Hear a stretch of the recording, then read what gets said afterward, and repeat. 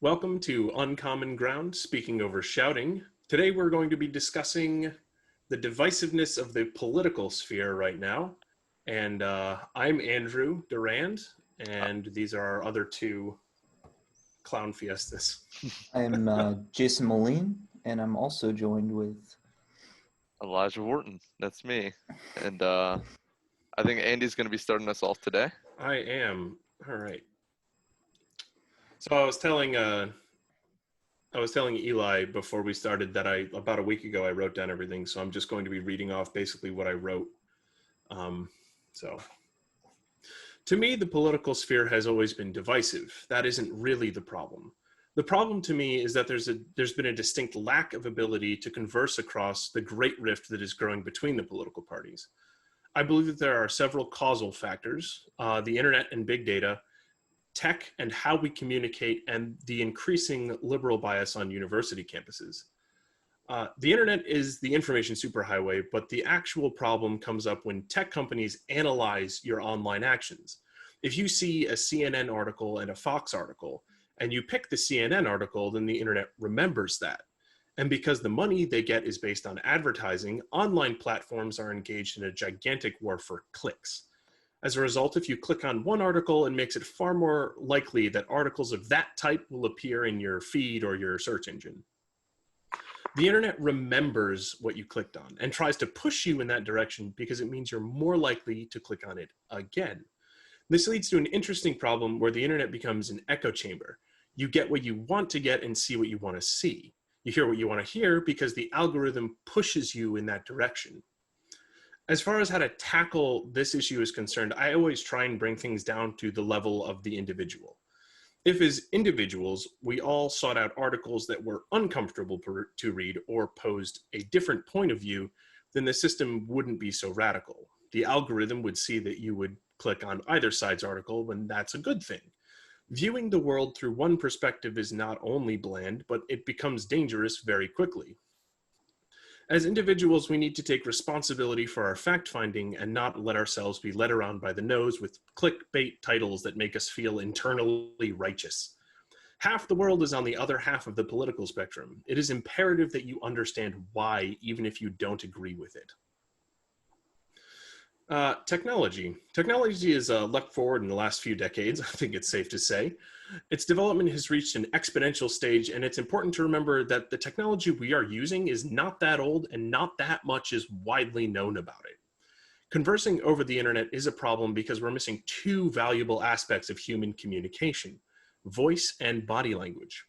If you argue with someone in person, you can see on their face when you've gone too far, and you, if you are reasonable, will likely apologize for your untoward behavior. Real human conversation is characterized by a gentleness that cannot be recreated over a Twitter war.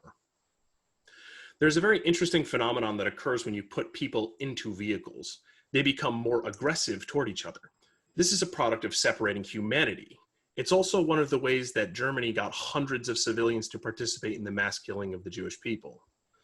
Being unable to see somebody or hear them dehumanizes them. And if my political opponent is inhuman, then I don't even have to consider their point of view.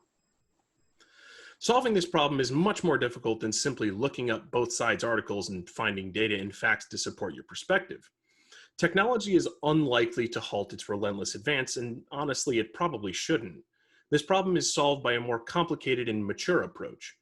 When you ask someone for their opinion, you must then carefully clarify what aspects of that perspective you don't understand, after which you can pose questions that you believe are relevant to that perspective. This is incredibly difficult. Listening to others is a skill. It takes years to accomplish, let alone master, but truly listening to what someone else is saying will go farther to assist a conversation than simply assuming that the other person has no valid opinion. If you are openly attempting to understand someone, you will be surprised by what they have to say. Now we get a little bit, not really tinfoil hatty, but this is probably the strangest I get, and I think the most potentially contentious point. The increasing liberal bias on college campus cannot be ignored. The right side of the political spectrum has significantly changed its views on higher education in the last couple of years. This is probably due to the increasing lack of tolerance to right-wing ideas and speakers, particularly on college campuses. It's also not as relevant to all majors, but the field of education has been almost entirely consumed by the left wing of the political spectrum. This is bad. If you're training all of your teachers to be on the left, more of them would become ideologically possessed and dangerously radical. Hopefully not because of any intentional maliciousness, but because the average of what is acceptable discourse has shifted so drastically in one direction. The field of education is openly hostile towards almost any right-wing conversation. This is bad for multiple reasons. First, it means that having almost all teaching that is done in the public school system, like having it be slanted towards the left, generates a positive feedback loop in the education industry. This leads to a greater issue because about half the people in America are on the right wing. And if you only understand how to converse with half the people in your country, you're missing half of the painting. But even worse, if you're teaching all of the children in America to only talk to one half of the political spectrum, you are robbing them of their potential to form independent opinions. I'm not sure how this problem can be solved. I think that college as an institution is actually on the verge of collapse, or at least radical change, and that it won't look at all the same in the next decade or so. The only reason to go to college is so you can acquire the credentials to perform a job without having to go through the work to actually have to do the job. The problem at present is that there are not many fields that can actually deliver on the investment return, particularly in private education. But to address the lack of perspective in the education system, I don't know if it can be fixed. The only way I see for it to happen is if individual teachers throughout the entire system make an active effort to teach their students how to think instead of how to copy. It's important to note here that I believe most teachers would love to do this, but the oppressive system of state testing prevents them from teaching in the best way possible. I also think it would be good if teachers were able to grade papers, particularly opinion pieces and such, without injecting their own ideology into the grading process. Most do a good job here too, but I can recall a good amount of teachers I had who had clear biases and would grade towards one side of the political spectrum with far more scrutiny than the other. I hope that politics becomes less divisive as we move forward, because I believe the absolute worst thing that you can do to someone is silence them. Wow, that was a nice monologue. Thanks. I was a fan of that. Get right into it. I think that you had some very good points there, especially with when you mentioned technology.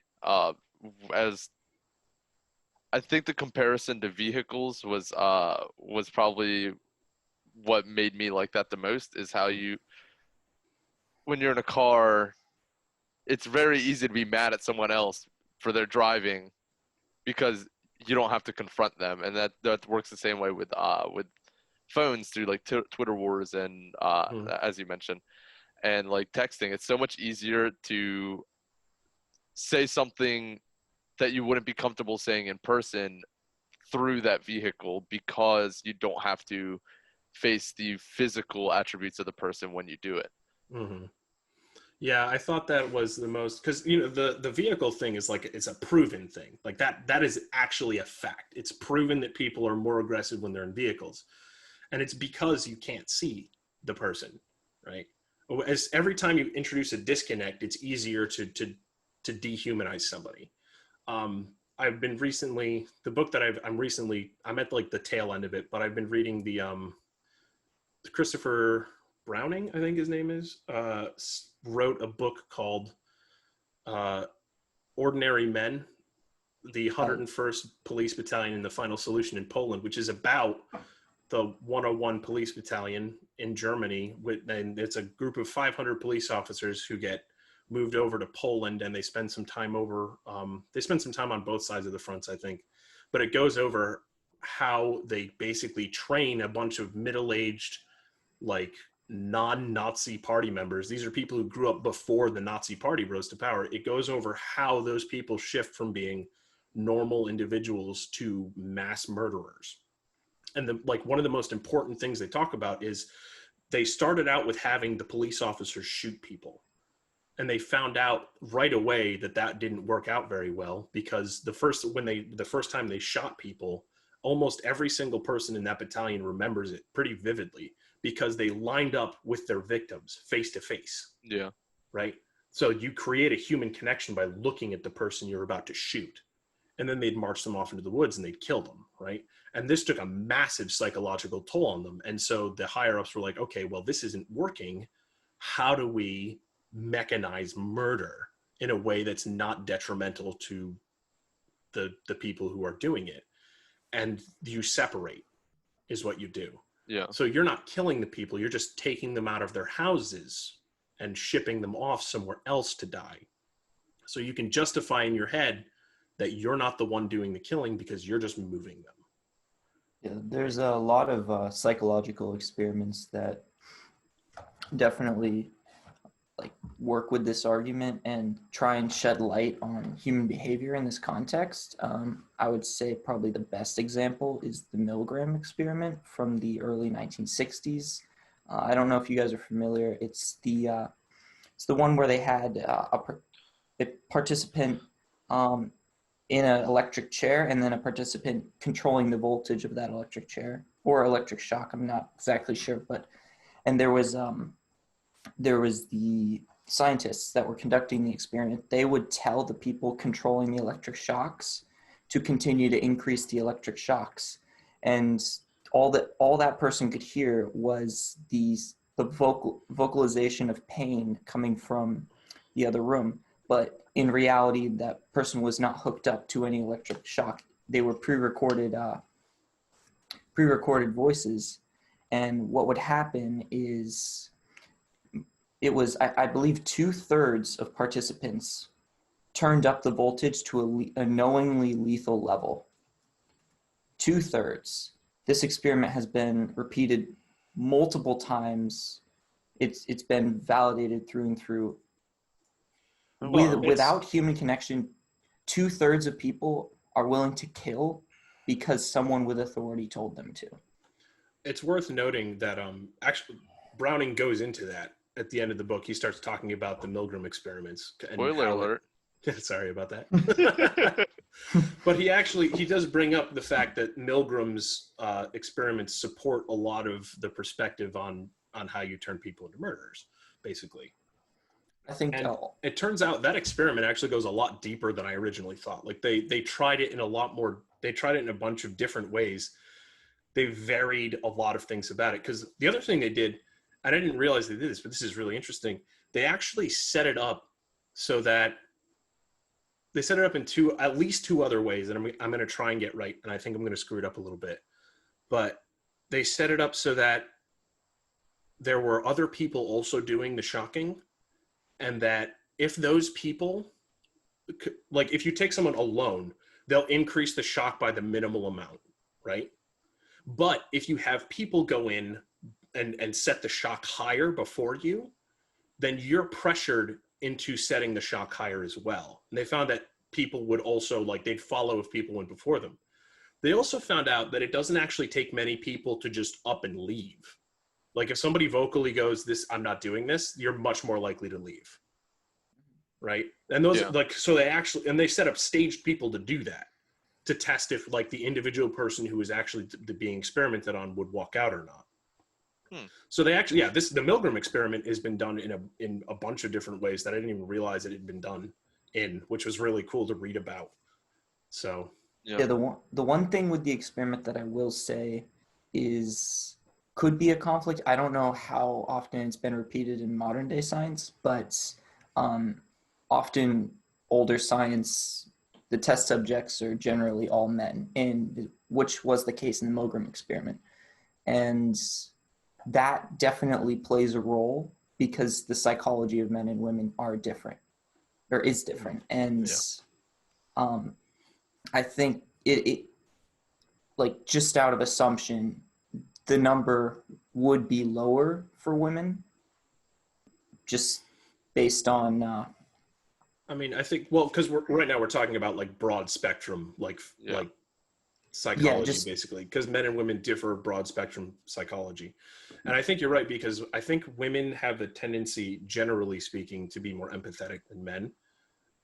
So it would make sense to me that if you stuck women into this equation, I think less of them would try to do any harm at all. I Yeah. think more of them would probably walk out. That makes sense to me. Yeah, I think it is always important to address that when it comes to older signs, in that, like, for example, heart attacks. The signs of heart attacks are different for men and women, and for a long time they were the tests and like for like figuring out what the symptoms are were only done on men. So all the signs that doctors would check for were for men. So a lot of women like didn't get pre-diagnosed for heart attacks that they would eventually get. And so Well, reeling things back in, going back to something you said, Andy, about education. I do agree there is a form of liberal bias in there. I guess I don't want to like, as a teacher or as a future teacher rather. I think that solving that problem is a little harder. And you mentioned state testing, and I think that's one of the key reasons. But I think that it's. I think I even mentioned that I have no idea how to actually solve that Yeah. problem. Like, I don't. Yeah, you did, and I appreciate that acknowledgement, because it's a very hard problem to solve. But there's a theory or a theory of education, or no, a principle of education rather, that it's called social reconstructionism, which is basically it's a thought process of certain teachers who believe that it is their job to teach children to make the world a better place, and that can be in whatever way they think will make the world a better place. But standardized testing really takes away from that, because they don't really have the time to teach values.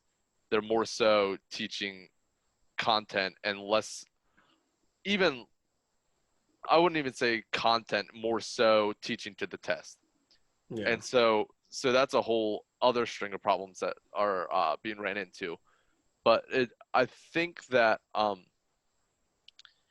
there is a way to go about trying to eliminate that bias, and I think you hit on it. It was teaching children how to form their own opinions about things. But I think part of it is that in the school system, they spend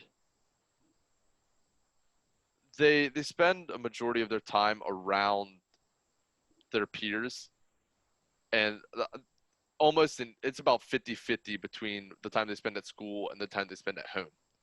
And so when they're at school, I forget, there's a Latin phrase, I don't really remember it, but basically it means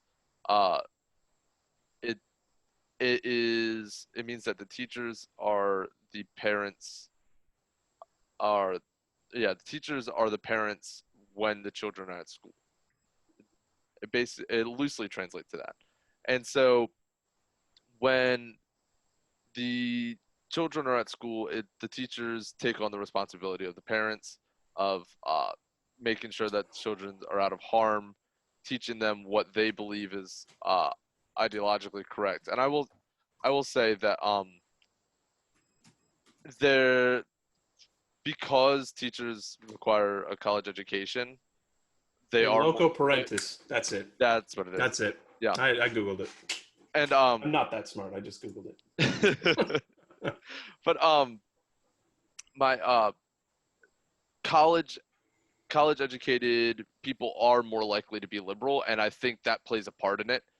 And I think you would have to correct that issue at the college level, or at like the college education level, for it to eventually trickle down, cycle back to teachers level. Yeah, I agree with that. I also don't know about I don't know about, like, so the first thing when you run into like this, first of all, I wrote that, and then I went out of my way to make sure that, like, is that actually true or not? And it turns out it's true. Like, there's a distinct, like, the amount of professors who are right wing versus left wing, there's like this astronomical difference. This is specifically on social issues, right? No, it's across the board. like college professors are almost all exclusively either liberal or moderate. I think overall there was some study done, like it's an older study, but it was the most, I think it's one of the more comprehensive ones because it actually did community colleges. They found that I think about 45% were liberal professors, 45% were moderate, and about 9% were conservative. Yeah, that's completely believable. I was more speaking about like the teaching of different values within college, in that the professors don't really engage too much in teaching economic values, rather teaching social values. Oh, okay. I Because see what you're getting at there. what I've like being in college, what I've noticed is that it definitely is like economic liberalism is definitely more Common. more overlooked than, for example, like things like diversity quotas and stuff like that, which it's an issue that I'm still trying to develop an opinion on because there's a lot of information around it. Well, I think we're actually kind of poking the bear on this particular topic because it's such a weird animal, right? So the education, first of all, you have to look at something like that and go, is it even a problem? Like there's a discrepancy between right and left leaning people in an industry, right? That I'm not positive because I didn't do any research, but my gut assumption is that would happen across almost any industry you could select, right? That there would be a lean in one direction or the other, right? That is usually the case. Yeah. So I think the problem comes in when it generates its own positive feedback loop, right? And once that happens, I think it slowly starts to go bad, and then I think it very quickly starts to go bad. I think that's actually what we're seeing. It seems exponential. Yeah. Yeah. In the way So that I think works. we're watching the development of years. I think it was in '58. I think they first figured out that colleges, or at least they started to, lean left. And then I think over the last 50 to 70 years, we've kind of watched it slowly tick up into the point where now we're really ramping up how much on the left it is. Eli, would you say going to college for education, like to be an educator, would you say that is like a 4-year degree? It should be required for that, or do you think things like vocational schools, 2-year degrees, different types of training would be better suited for that? I would say I absolutely think that education should be a 4-year program. I don't think any less should be expected of that. I do,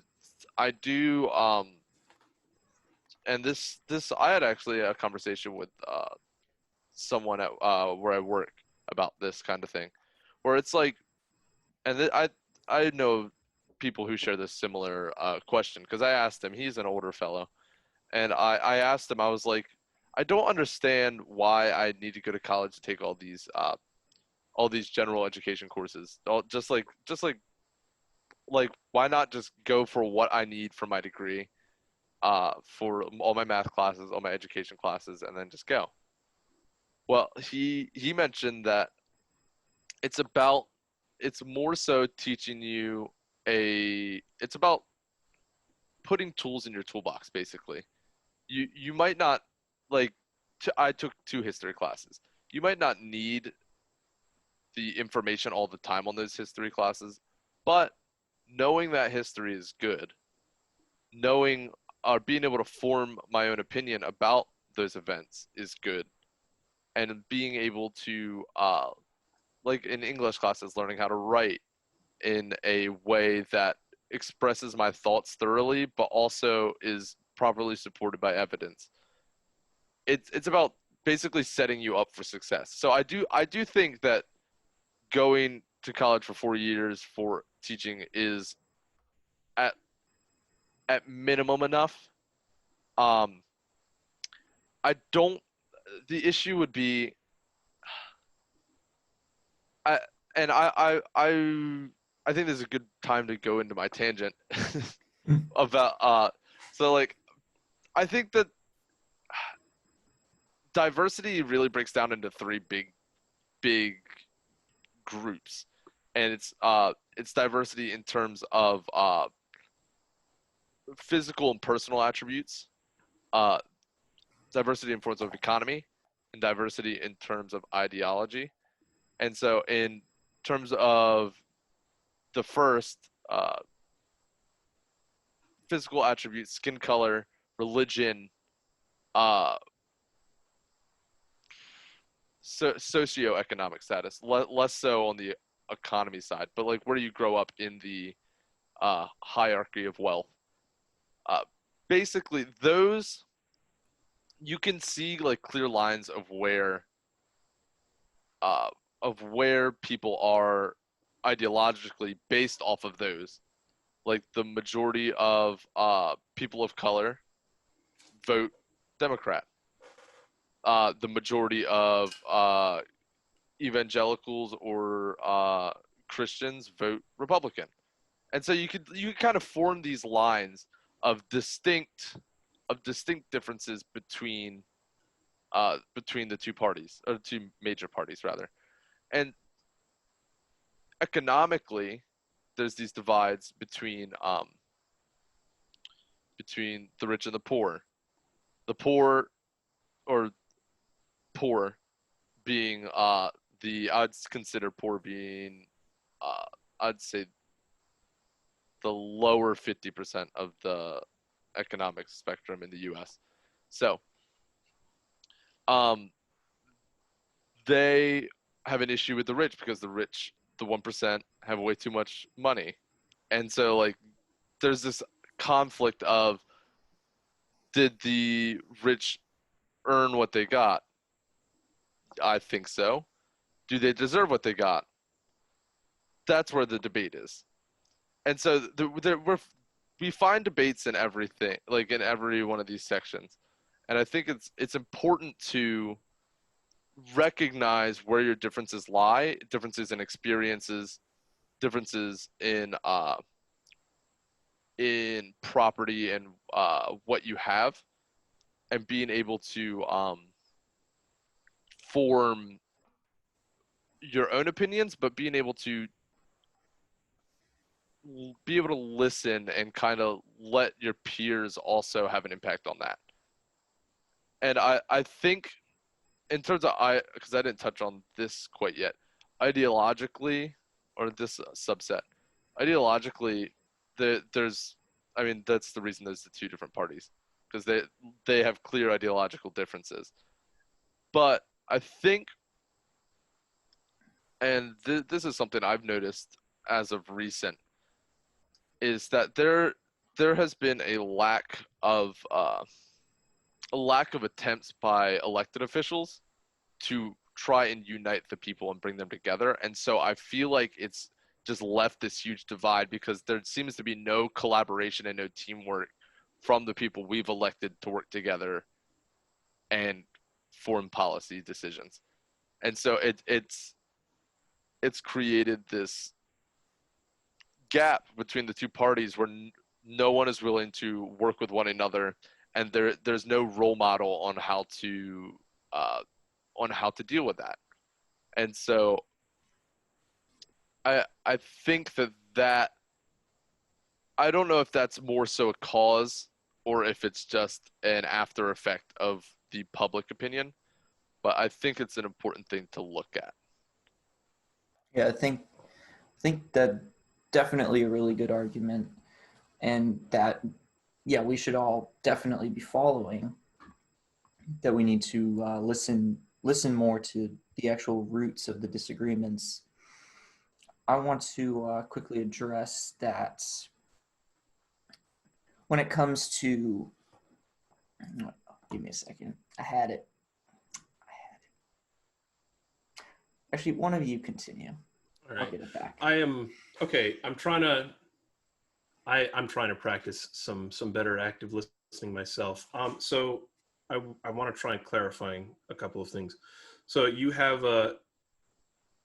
believe that there's three areas, large scale, let's say zones of diversity in physical attributes. You use that as one of them? Yeah. Well, I think that's the best phrasing that I've found, but I would consider, I'd say more so personal attributes, like Okay. like experiences, Like physical your lived appearance, experience and your basically personality type personality, and yeah, affecting basically the psychological aspects that make up the psychological and physical aspects that make up your political ideology.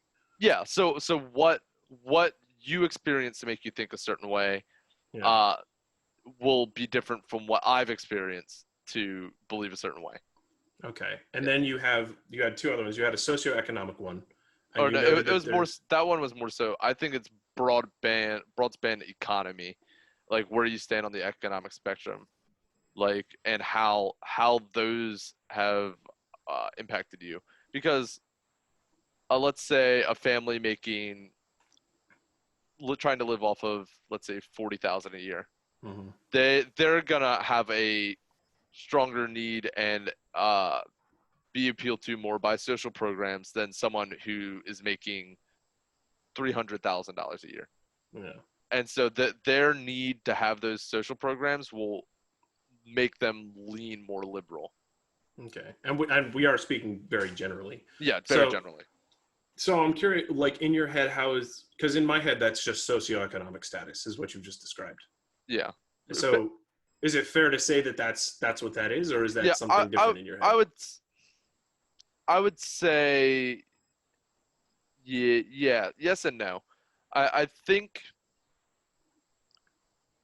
thinking about it more after explaining it, I would say it's more so socioeconomic.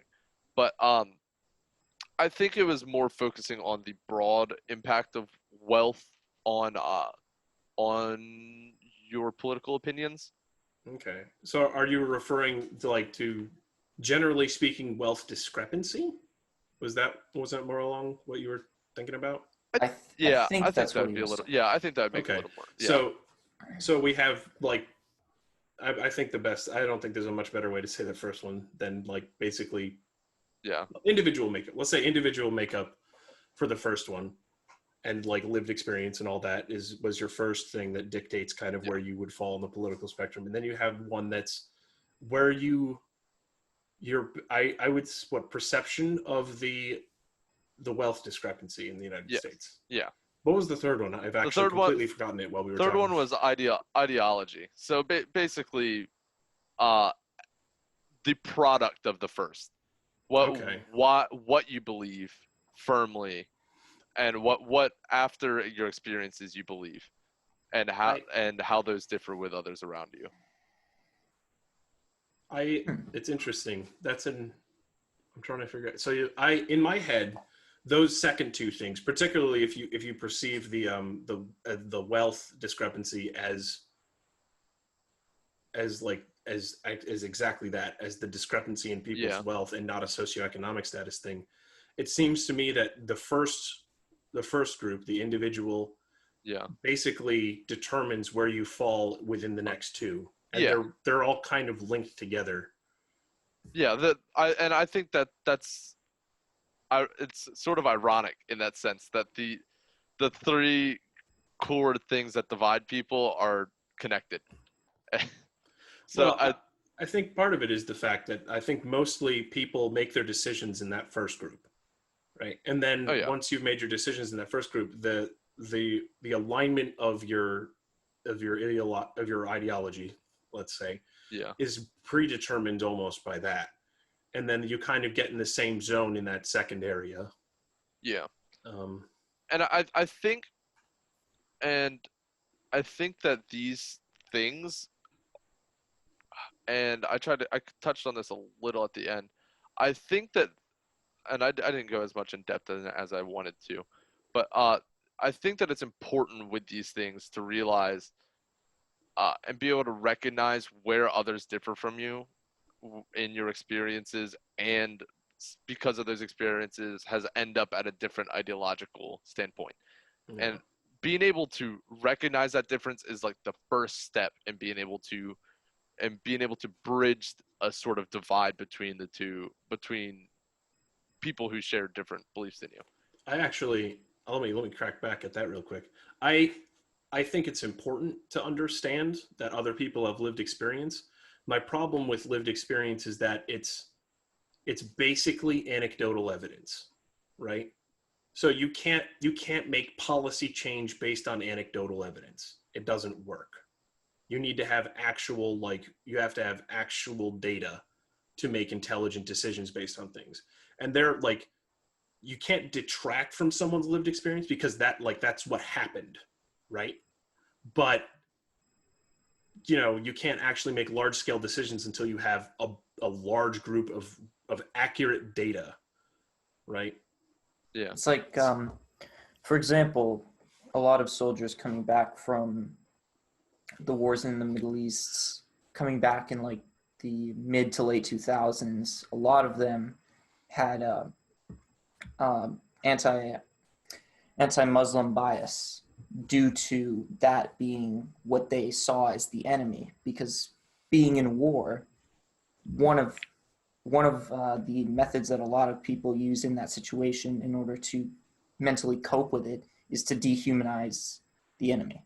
Yeah. In that case, the enemy. And we briefly touched on the dehumanization before. I wanted to talk about how those soldiers they were able to justify their behaviors by dehumanizing the enemy in that case.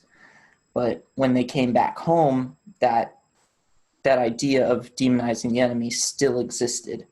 And what happened is just similar to other non-white groups. In this case, the Republican Party latched onto it as they have in the past, and what they did was tie in Muslims with Hispanics as well as African Americans, and they just tied all those groups together, and then pretty much put them down, like directed negative attention towards them. And I think when it comes to both political parties, they both use different methods of, say, controlling their base. And for the Republican Party, when it comes to looking at it from in the economic standing scale, the Republican parties, what they try and do is have their supporters punched down. There's a lot of evidence towards or suggesting that is the case, and that it's a negative approach. It makes people constantly live in fear of those below them, or oftentimes below them on the economic ladder. And Democrats are obviously not innocent in this either. They use a lot more propaganda techniques rather than demonization. Well, demonization is a propaganda technique, but they use more passive ones and sort of we're the only good guys, we're the virtuous people, and that's if you're not with us, you're corrupted. I would disagree. I'd say that liberals do demonize the rich. I wouldn't say they demonize or I would say they try to shy away from demonizing their opponent, but I would certainly say they demonize the rich. And I think that there is there's a plethora of evidence against that. It's anything from Eat the Rich to there was an article by, I forget who it was by, but it was I think it was Bill Gates trying to guess the price of random items in a grocery store, and a string of fucking of comments about how Bill Gates is a terrible person for being rich, even though he is a huge giver to charity and all this. So that I think there is a line in which liberals do demonize people. Yeah, that is more of the case on the left. I was mainly speaking towards the mainstream Democratic establishment. Okay. They tend to focus more on being this being this virtuous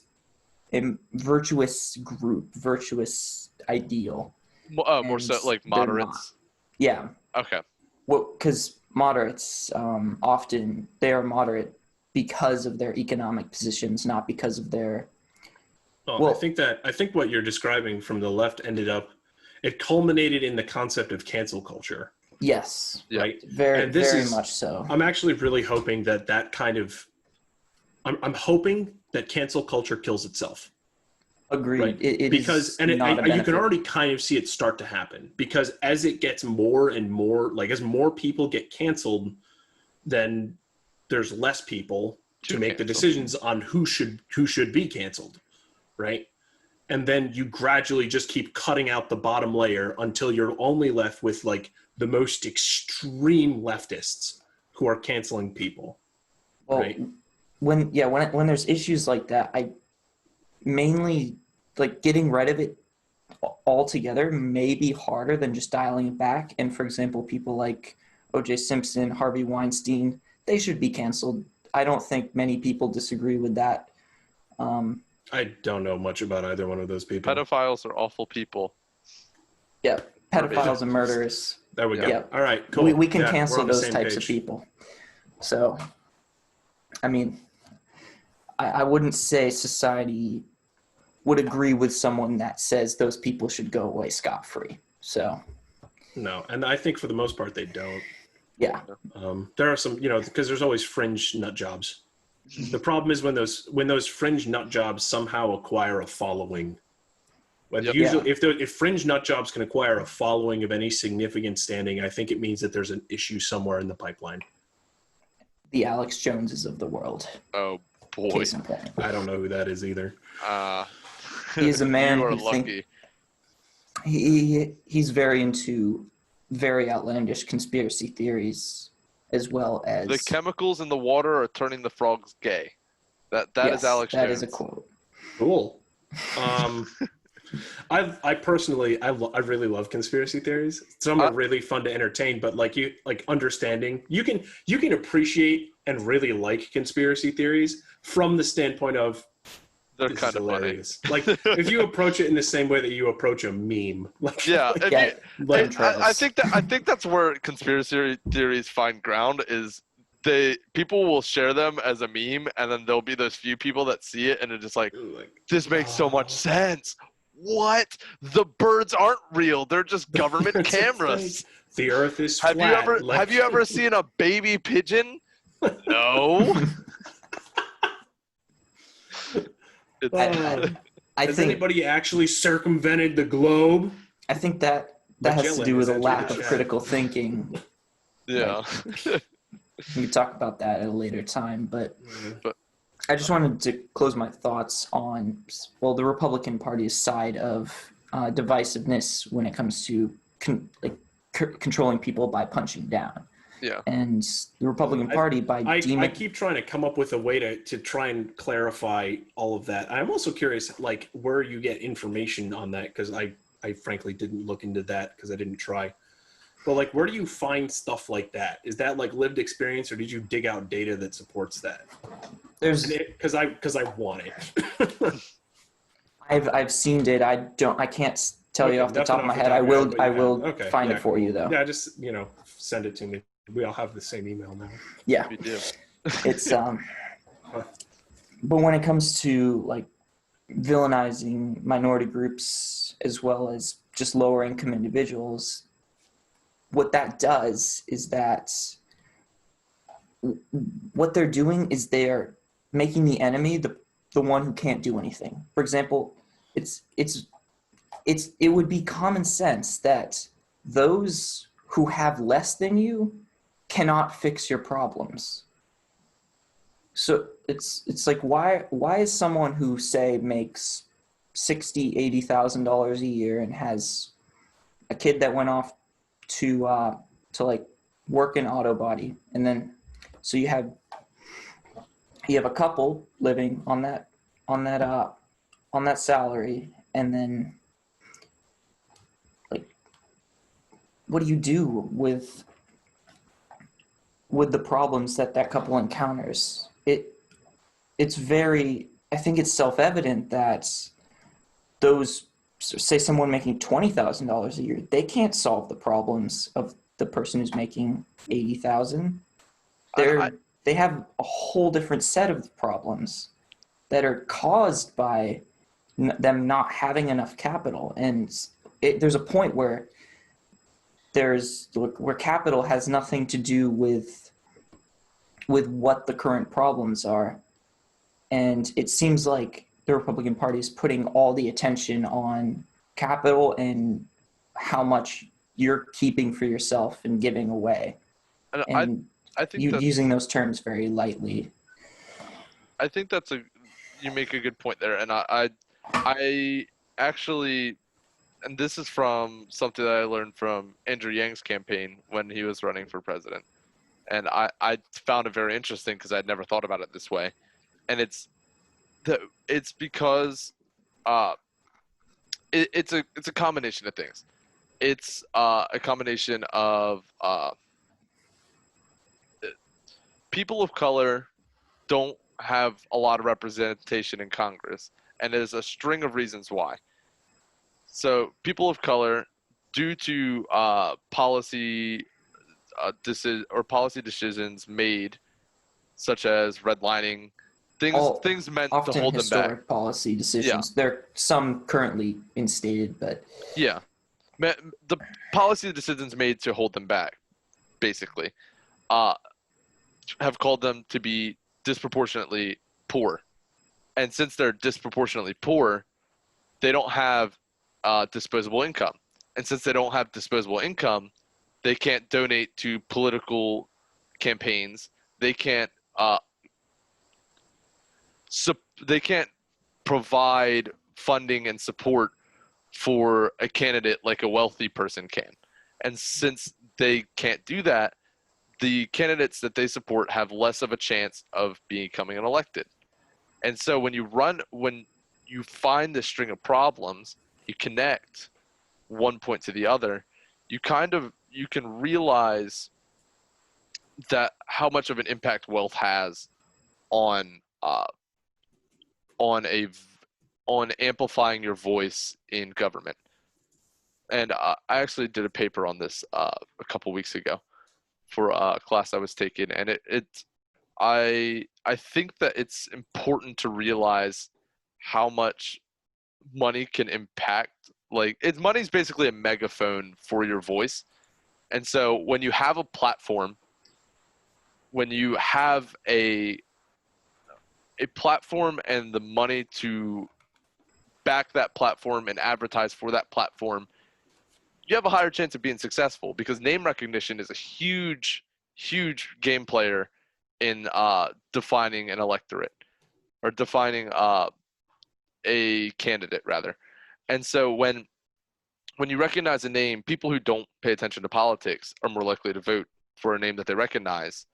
And so when you have an established name and you have the money backing that name to get that name out, the candidate has more chance of being elected. And so people with lower income don't have as much of a chance to have, they don't have the opportunity to back a candidate like a wealthy person can, and they won't be able to push their candidate by themselves, or not. I don't want to say by themselves, because there is a cap on political donations, but they won't be able to have the same impact in terms of donating to interest groups and other things that's would help them out in general. And so going back to your point, the poor really have the impoverished really have an issue where they are struggling. They can't really get themselves out of the muck because the system is basically built against them. This is an interesting point. There's no system on earth that's been invented that prevents that. Exactly. It's called Price's Law. Like, when you start losing, you're going to keep losing. Yeah. Like, it takes a lot to turn that around, because that same system also says when you start winning, you keep winning. So that's an incredibly difficult problem to solve that goes, I think, way, way, way beyond the scope of like political division. I don't even think that's something we can like. Oh, I don't think we that's could. something we can properly I was about even to say. come close to that one. I think that I think this is something we should discuss more in depth on a different Oh yeah, episode. But this is a whole nother. This is like a slew of I episodes. figured I'd make the point now because I felt a good like I felt like it was a good opportunity to mention that. Well, I think that for a long time, I think that the left wing of the political spectrum was designed in such a way that they were the voice of the impoverished, right? And that shifted recently. So now neither side is particularly interested in the impoverished. And I think this is actually how I think Trump won the 2016 election. I think that Trump appealed to the working class, which is something that the right wing does not want to do. It's historically not what they do, and it's not something they're willing to engage in. But the left side of the political spectrum abandoned the working class. Oh, absolutely. Right. I completely agree with that. Yeah, that's definitely the case. And then you couple this with the fact that his opponent at the time, Hillary Clinton, basically played identity politics the whole time. Yep. And most normal people, the average citizen, I think averse, like very averse to like identity politics. Because it's so there's so much vitriol in it that the average person, like if you have a regular job, you frankly just don't have time to be that divisive. Like you're busy. Oh yeah, for sure. Yeah. And it's I think when you play identity politics, it gives your opponent an opportunity to play identity politics, and when both it's basically a mudslinging battle. And well, it turns into something that I think I brought up in my spiel in the beginning, that like if I can take you, Eli, and deconstruct you to the point where I put you in a box based on your political ideology, then I don't have to deal with anything you say because I've comfortably put you in a box that's too radical. Yep. So it means that nothing you have to say has any meaning. Which is atrocious. I'm actually glad you brought that back up because you said that towards the beginning of your spiel, and I did find it very interesting that you mentioned that, and I think that's a good point. Is that oftentimes when we face someone with an opinion different than ours, it's so much easier to just dismiss them and say, well, your opinion's wrong, so I don't need to spend time to listen to you, when in reality, an opinion can't really be wrong unless like. Well, you can have poorly supported opinions. Oh yeah, absolutely. Like, I think that's actually why this is something that we really wanted to get off the ground, is because there's no, right now it's so divisive that it is a strange amount of risk to say what you're actually thinking, right? And so the ability to communicate directly with people and be able to have a conversation where you can lay out what you think, and then other people can actually challenge what you think without demonizing you as an individual is so rare right now. Oh yeah. That it's just that this sort of like, this is the forum in which we have to talk about this, because I can't walk out onto the street or go anywhere and talk about some of the political ideas that I have, because there are people who would consider my ideas so radical and outlandish that I must be evil, canceled, and fired at the same time. Yep, all three.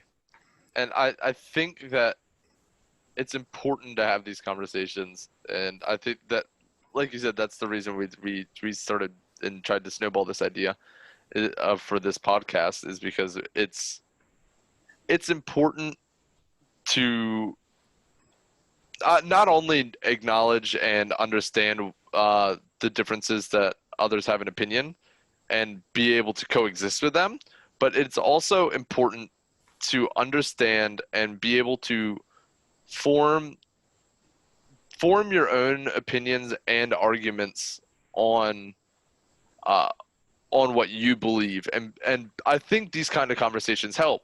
Because if we don't agree politically, which Andy, you and I don't on a plethora of things, and Jason, you and I don't agree completely on a lot of things, but we agree more than Similar Andy and I do. ideals. Yeah, but I think it's important for this to, like, it's important to have these conversations because it helps me establish and understand what I believe, and what also helps you guys understand what I believe too.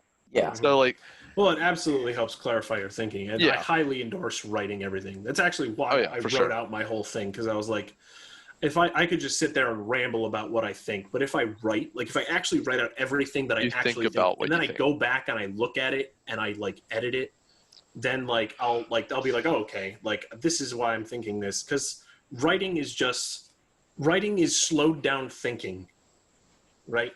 Yeah. So the ability, and I couldn't write until like probably a year ago, right? So school, no aspect of school taught me how to write. I eventually had to teach myself how to write. I'm still on that curve. Yeah. Well, I mean, I had some natural talent for it, but I wasn't approaching it with the right mindset. Like as soon as my mindset shifted from I have to write to writing is the best way to clarify your thinking, my whole attitude towards it shifted completely. Yeah. And I'm a much better writer than I was last year or even 2 years ago, because I started perceiving writing in the fashion that it's designed for me to sit down, iron out what I think about something and why. And then once it's written on paper, I can go back and I can be like, okay, well, I should really research this part of it because this part seems flimsy. Like it helps you set up the steelman argument against yourself because you're really clarified what you think. So, and even when I wrote the whole thing, I looked at the last paragraph, like the last section of like education and like bias in education is a big problem. And I was like, I don't actually know if that's true. I just feel like that's true. And I didn't have any data to support it. I was just like, that's how I felt. And I had to go make sure that it was actually true. So it forced me to clarify my thinking in that respect, which is something that doesn't happen a lot, I don't think. And like, this is like conversation is another form of forcing yourself to clarify. Because if you're just rambling on and you're talking to somebody and suddenly they just upfront hit you with a question that you're not ready for, like it forces you immediately out of your preconceived notions of what you were thinking. So if you say something and you just consider that true and somebody fires off something that's completely opposed to it in a way that you've never heard, then like it really forces you to stop and think. I actually had this happen to me fairly recently. I was talking to my sister, and we were having a discussion about stories. She was talking about the fact that she didn't like the new Joker movie with Joaquin Phoenix, I think it is. Joaquin Phoenix, yeah. And I said, she said basically that she didn't like it because the ending wasn't happy, and she thought that all stories should end happy. And yeah, and I immediately, like, I came down on that because I don't think all stories should end happy. So I was like, no, you need to have stories that end poorly, because people need to know, like, people need to be able to track how you could do that, right? There's a lesson in watching people fail. Yeah, if you see people make a bunch of mistakes and then there's still the happy ending, it's like, oh, mistakes don't have consequences. And then she fired off this phrase at me, which got my brain like rocking for a day and trying to sort it out. She was like, well, then the story just didn't end at the right time. Because I was like, well, I don't think the Titanic ended particularly well. The Titanic is their classic tragedy story. Yeah. And she was kind of like, what did she say? She said something along the lines of, she said, well, the people who died went to heaven, so their ending was good overall. It just depends on where you stop watching, is basically what she said. And it also depends on who you're watching. And so I was like, oh, you theoretically could end every story happy with that mindset. And then I had to sit there and be like, okay, why shouldn't you? And that's like, but it took me like a day to sort out, like, because like I'd never even considered like that particular aspect. I was like, oh, like if you pick where the story ends, and you can decide effectively if a story's ever going to end happy or unhappy, right? So you could have every story ever be happy, but like I thought about it and I was like, no, you actually need, this is how I came up with, you need lessons for how to avoid bad things in story. But that's just an example of how I completely had to shift my perspective and how I was thinking about something. So yeah, life isn't always going to be great, but I can say that I don't have enough knowledge of just daily difficulties such as poverty. I don't have enough I don't have experience in that. And I think it's important to note there that like poverty is also extremely relative. So poverty is relative. Oh yeah, and like poverty in like Washington D.C. is completely different than poverty in a rural area because the pricing for housing and products is completely different. mm-hmm. that's partially what makes it more difficult for me to form opinions on things, is because I look at things less on a country scale, more on a global scale. And ideally, that's what I'm hoping eventually politics and countries and all that goes to. But I don't think that'll happen in my lifetime. But the hope is that it happens at some time. But I guess going into more about how people's opinions and how people form their opinions and their unwillingness to change them, I was going to address a correspondent of The Daily Show, Michael Costa.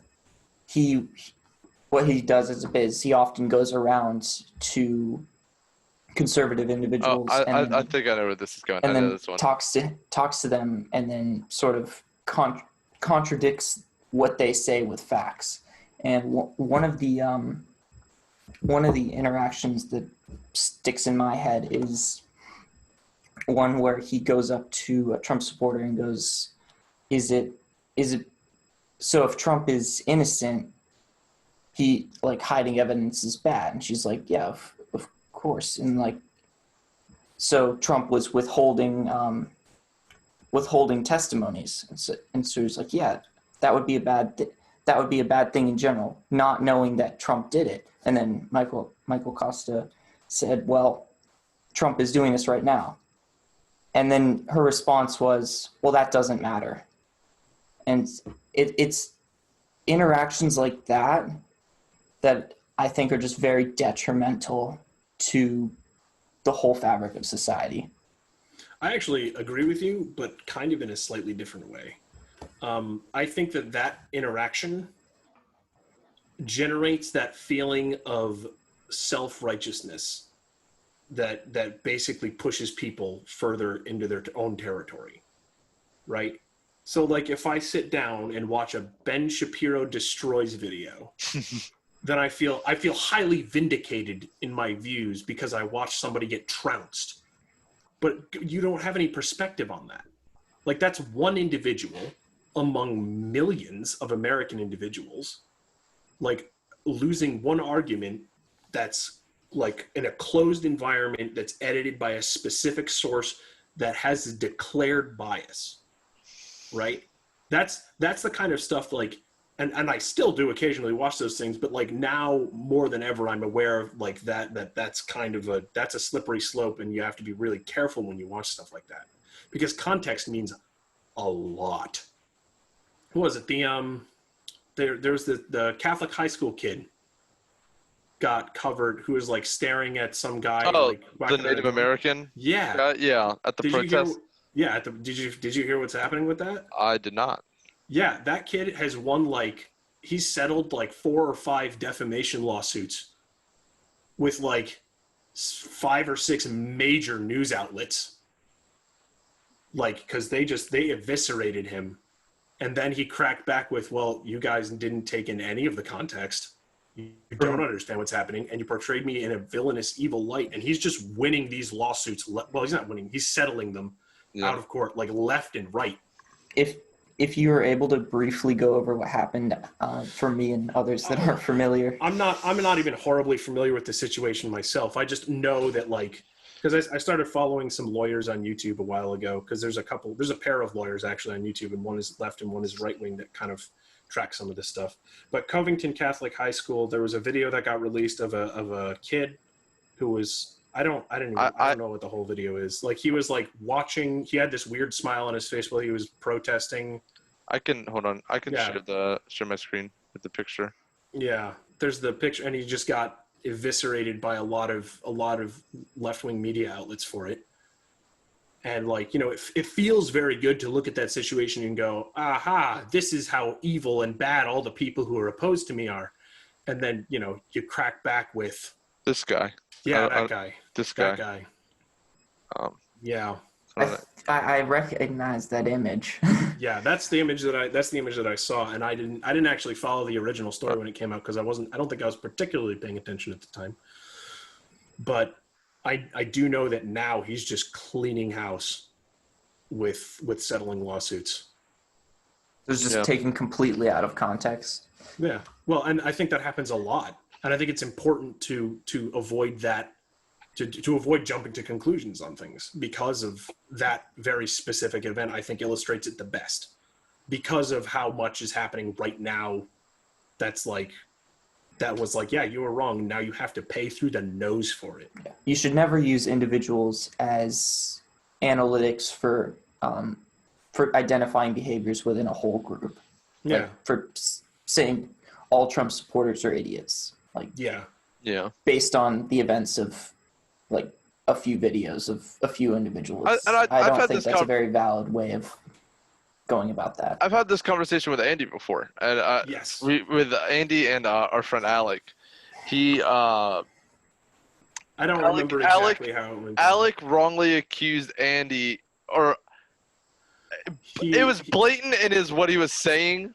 He said that Trump, if you support Trump, you're racist. Oh. And then Andy revealed that he supports Trump. Is he racist? No, I don't think Andy is racist. And that I don't think Andy's racist. But Alec basically insinuated very blatantly, very, very pointedly. Yeah. Yeah. That Andy was racist because he voted for Trump. Well, no. I don't think he at any point he insinuated that I personally was racist. I think after I said that, he said, well, we can agree to disagree. And I cracked back with no, we can't. Because your perception of the world right now puts me in the box of racist people. Yeah. And that's not okay, because I will not tolerate a friendship based on that, because I can't. Like I mean, I can go a lot more into behaviors that Trump has done within the past year that would make. I actually find conversations about Trump mostly boring, because it's all actually. There was one conversation I found a YouTube video about it was someone talking about how politicians speak, and he talked a lot about how Trump is basically, how do I put this? If you perceive politics as game theory, the only thing that Trump did was change the nature of how the game is played. He says the same things, right? Because this is ultimately the problem. If you look at almost anything Trump says, it's based on what you think, not what he said. Your perception of the situation colors almost everything he says. He says a lot. He says a lot of different things, and then he makes it so the individual kind of cherry picks the things that they want to hear. You hear what you want to hear, and this is how politicians talk, right?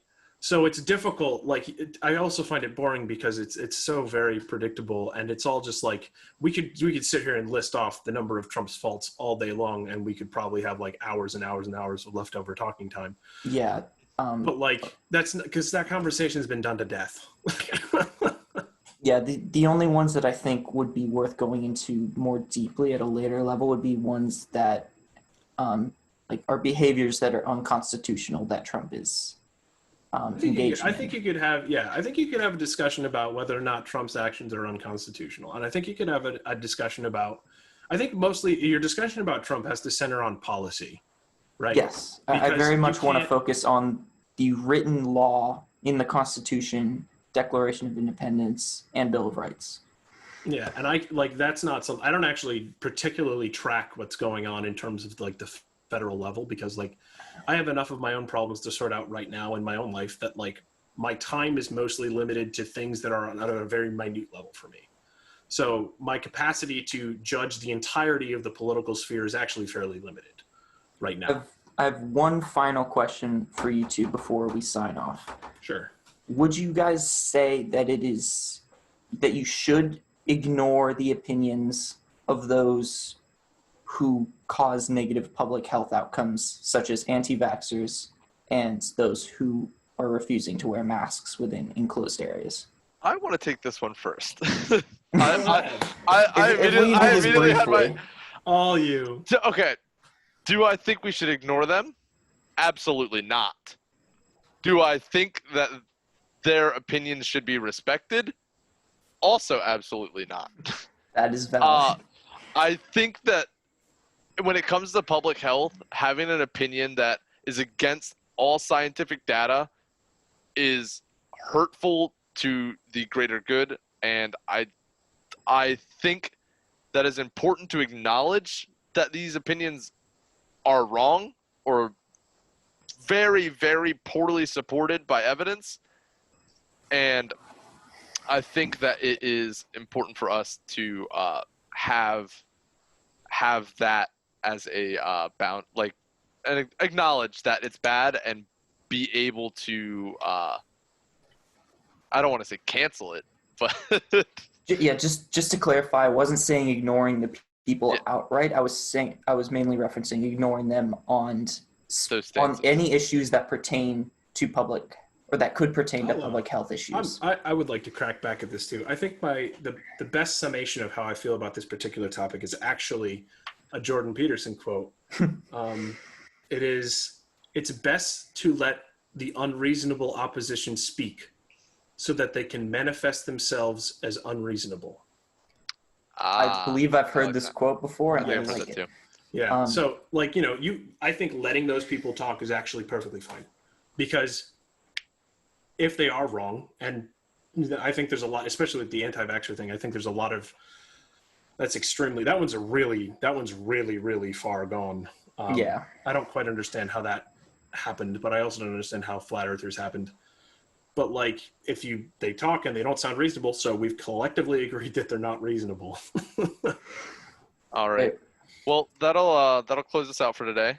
All Thank right. you for listening to Uncommon Ground, the very first episode. Yeah. And we'll be back. We'll be back next week. We haven't decided on the topic yet, but like us and share us and all the things. Like, subscribe, and share, please. Do whatever you can. We just wanna share as many ideas as possible. All right. Right.